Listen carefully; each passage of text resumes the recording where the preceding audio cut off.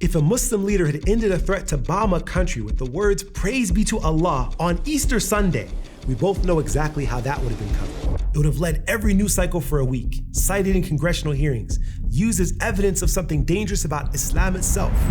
The president did it, and the conversation is about his mental state, not his religion.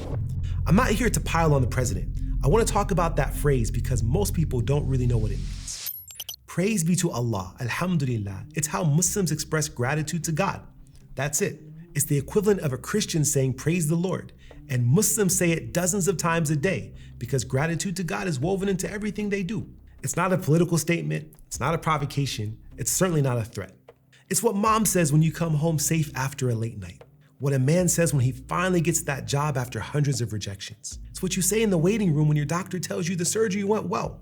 Now, some people will say Trump was mocking a false God, that Allah isn't the same as the God of the Bible, so the phrase doesn't deserve any respect.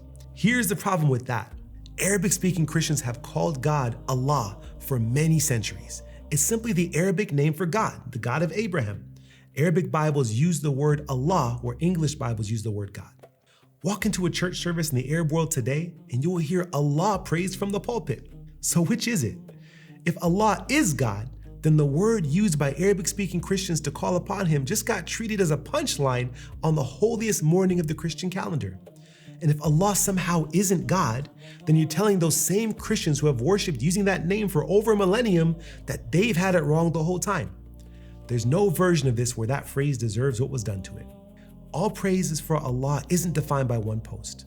But more than that, the people it actually belongs to deserve better than watching it get used as a sarcastic sign-off on a bombing threat, while they get treated as suspects for saying it in their prayers.